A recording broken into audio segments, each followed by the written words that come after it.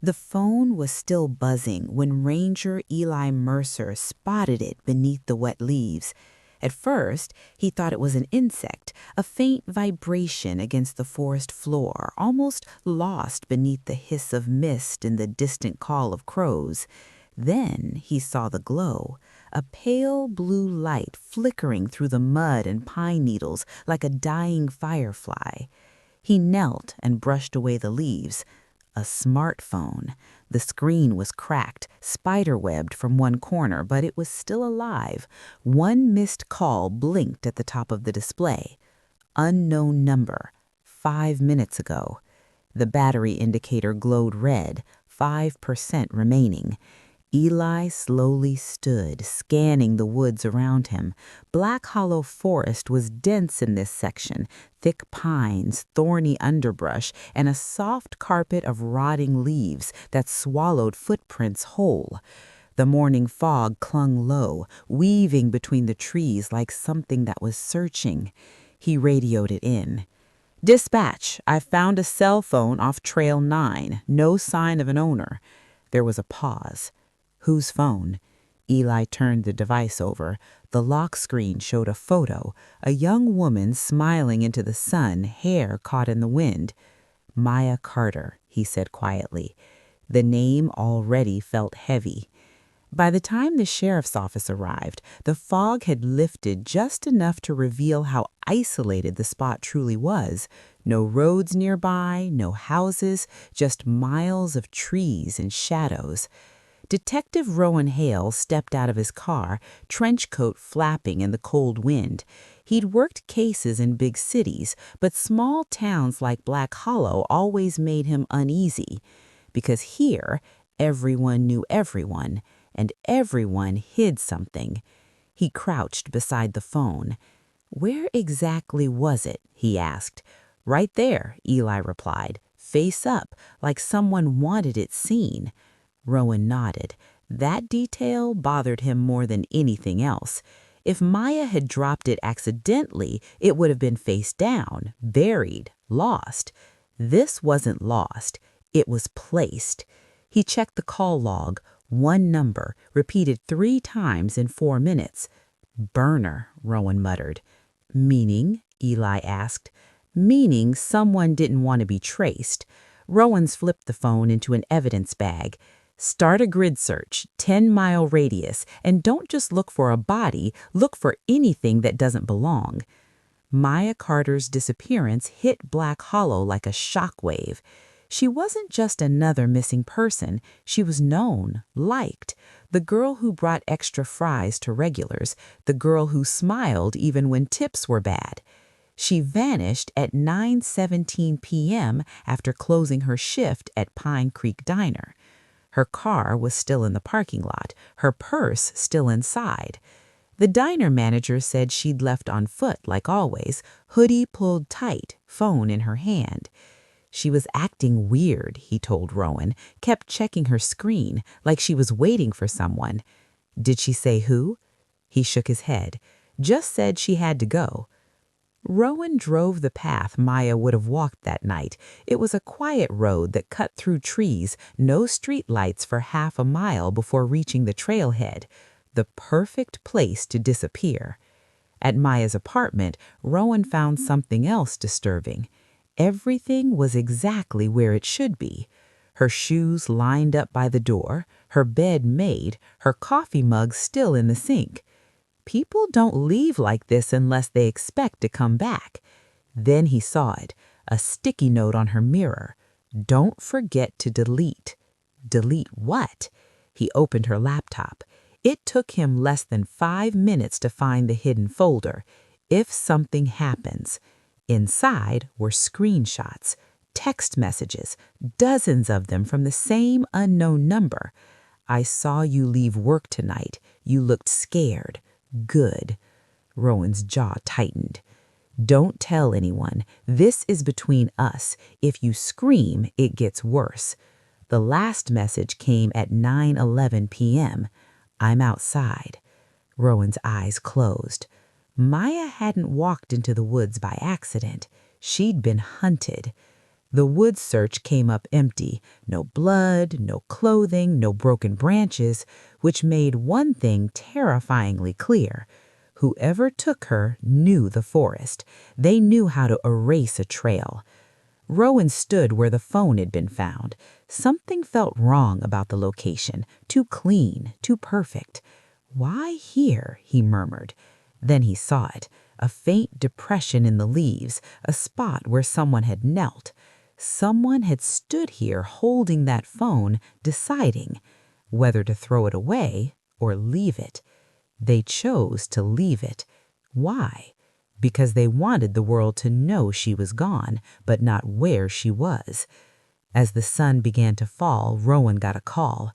"Detective," the dispatcher said, "we've got something." "What?" "The phone you found, it just tried to make another call." Rowan froze. "That's impossible. It was in evidence." "I know, but the system logged an outgoing ping, 3 seconds long, same burner number." His blood went cold. Someone was still trying to reach Maya, which meant either she was alive or someone was pretending she was, and both possibilities were terrifying. Black Hollow didn't sleep after the phone tried to make that call. Lights burned in windows long past midnight. Porch doors creaked open. People whispered to one another on sidewalks and over fences. When a girl vanished in a town this small, every shadow felt like it was watching. Detective Rowan Hale stood in the sheriff's office, staring at the screen that showed the last signal from Maya's phone. 3 seconds. That was all. But 3 seconds was enough to change everything. "Could it have been a glitch?" the sheriff asked quietly. Rowan shook his head. "Phones don't fake outgoing signals. Someone pressed that call." "Then she's alive? Or someone has her phone?" The difference mattered. A lot. Rowan returned to Maya's apartment before dawn. If someone had reached for her phone again, it meant something had changed. People don't risk exposure unless they're desperate or careless. He searched every inch this time. Behind the couch, he found a notebook. Inside were dates and times, her work schedule, her routes home, little notes like, "Blue truck again, parked across the street, watching." Maya had known, and someone had been close. Rowan began knocking on doors. Black Hollow residents were polite, cooperative. Too cooperative. They all said the same thing. Maya, sweet girl, quiet, kept to herself, never any trouble. No one saw anything, no one heard anything, which was a lie. In a town this small, someone always sees. At Pine Creek Diner, Rowan noticed a man sitting alone in a corner booth. He stared into his coffee like it held secrets. "Name?" Rowan asked. "Tom Becker. I worked with Maya sometimes, closing shifts." "Did you see her the night she disappeared?" Tom swallowed. "She left fast, looked scared." "Did she say why?" "No, but she kept glancing toward the window." "What window?" Tom pointed. The glass faced the dark stretch of road leading to the forest. Rowan felt a chill crawl up his spine. Back at the station, a tech finally cracked the burner phone records. The number that had been texting Maya had only been active for 2 weeks. Purchased in cash, no name, no address, but it had pinged off one cell tower, right in the center of Black Hollow. Rowan stared at the coverage map. That tower covered nearly everyone in town, which meant the person who stalked Maya wasn't a stranger passing through. They lived here, worked here, smiled at her every day. Then something else came in. A hiker called the sheriff's office. He'd been walking Trail 9 the night Maya vanished. At 9:20 p.m., he heard a scream. A woman's scream. But when he went toward it, it stopped. Rowan closed his eyes. Maya's last outgoing call was at 9:16. 4 minutes later, she screamed. Whoever had her was still in the woods then, which meant they hadn't taken her far. They'd hidden her, nearby. Rowan went back to the forest. This time, he didn't just look for tracks, he looked for disturbances. A branch snapped too clean, a rock out of place, leaves pressed flat in a pattern that didn't match the wind. He followed a barely visible trail until it vanished near a thick cluster of bushes. There, half buried in the dirt, he found something small, a star-shaped charm, plastic, cheap, but unmistakable. Maya wore one just like it on her bracelet. Rowan pocketed it. Someone had been here, and someone had rushed. As evening fell, Black Hollow grew quieter than Rowan liked. People stayed inside, curtains were drawn. Someone out there was listening, waiting. Rowan's phone rang. Unknown number. He answered. Silence. Then breathing. A woman's breathing, shaky, weak. "Maya?" Rowan whispered. A soft voice answered. "Help." The call cut. Rowan stood frozen. She was alive, and she was terrified. Rowan Hale didn't hesitate. The moment the call ended, he was already moving, grabbing his jacket, shouting for a patrol car, racing back toward the forest with a single word pounding in his head. Alive. Maya Carter was alive, which meant every second now mattered. The call had been brief, barely 5 seconds of whispered desperation, but it was enough. The number traced back to the same burner phone that had been stalking her for weeks. Whoever was holding Maya had let their guard slip, or Maya had made them. Rowan stared at the map on his dashboard as the signal triangulation updated. A new ping, just outside Black Hollow, near the old quarry.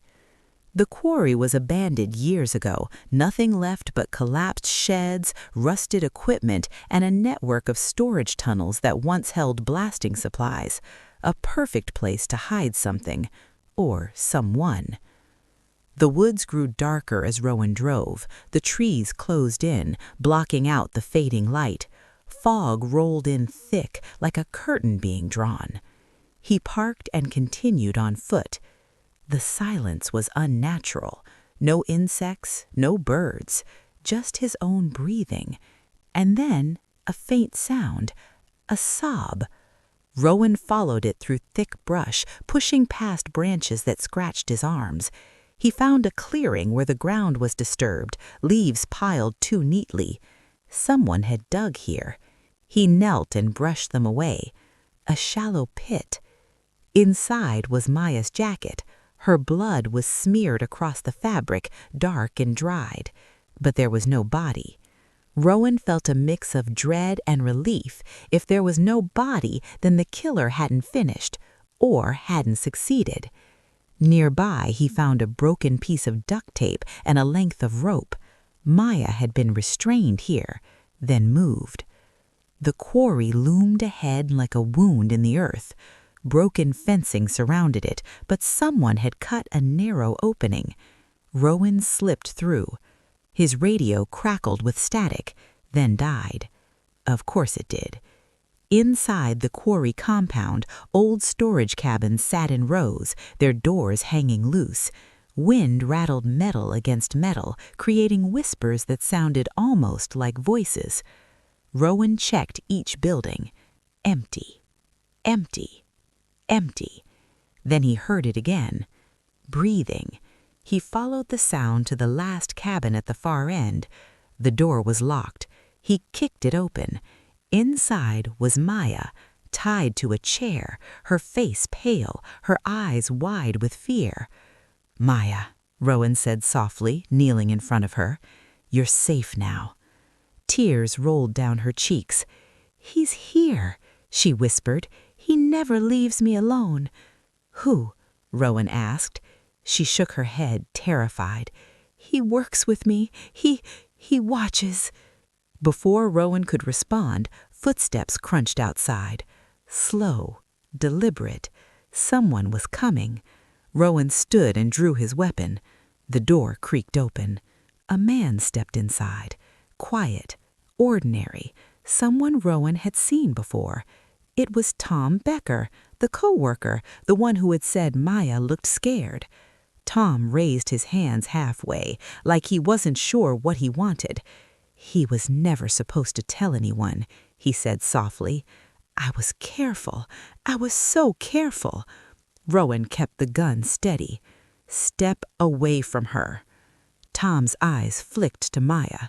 "She belongs to me," he said. "I protected her. I watched her. I knew when she was safe." Maya sobbed. "You threatened me," she cried. "You followed me." Tom smiled sadly. "I loved you." Rowan's stomach turned. This wasn't love. It was control. Tom confessed. He had been obsessed for months, watching Maya at work, following her home, learning her routines. When she began to notice him, he panicked, so he created the burner phone. He wanted her afraid, dependent. When she tried to record him, he grabbed her. He didn't mean to hurt her, but he did. He left her phone in the woods to make it look like she had vanished forever, but Maya was stronger than he thought. She used his phone, called, left voicemails, signals, breadcrumbs, and those breadcrumbs led Rowan straight to her. Sirens wailed in the distance. Tom dropped to his knees. Maya was saved, but Black Hollow would never feel safe again. The sirens came closer, slicing through the quiet of the abandoned quarry like a blade through flesh. Tom Becker remained on his knees, his hands shaking as red and blue lights began to flash through the cracks of the cabin's dirty windows. Detective Rowan Hale never lowered his gun, not until backup burst through the door and dragged Tom away from Maya. She collapsed the moment they cut her loose. Her legs gave out, and Rowan caught her before she hit the floor. She was so light, like she had already begun fading from the world. "You're safe," he told her. "It's over." But even as the words left his mouth, he knew something else wasn't. Maya spent the next 3 days in the hospital. Dehydrated, bruised, traumatized, but alive. Black Hollow celebrated quietly. People lit candles. They prayed. They hugged their children a little tighter. But Rowan wasn't celebrating because something didn't sit right. Tom Becker had confessed too easily and too neatly. People like him, obsessive, controlling, don't usually make mistakes. They plan. They calculate. So Rowan went back through the evidence. The texts. The timing, the phone pings. Something was off. Tom had started stalking Maya 2 months ago, but the burner phone was only activated 2 weeks before she vanished, which meant someone else had been involved before Tom, or someone else had given him the idea. Rowan went back to the diner. This time he watched. How people moved, who avoided eye contact, who went quiet when Maya's name was mentioned. One person stood out, the diner's night manager, Frank Delaney. He'd been the one who told Rowan that Maya left in a hurry, but his story changed every time, so Rowan checked Frank's phone records and found the truth. Frank had been texting the burner phone, not Tom. Frank had given Tom Maya's schedule, her routes home, her fears. He'd watched her too, just not alone. Rowan confronted him that night. Frank broke in less than 5 minutes. "I didn't think he'd take her. I just wanted to scare her. She was going to report me." "For what?" Rowan demanded. Frank's face twisted. "She caught me skimming money. Threatened to go to the owner." So Frank had given her name to a monster. Tom became the hand. Frank was the mind. Both were guilty. Both were arrested. Maya testified 2 weeks later. She told the world how she was watched, texted, hunted, and how she left her phone in the woods on purpose. "I knew they'd look for it," she said. "I knew someone would care." Black Hollow fell silent.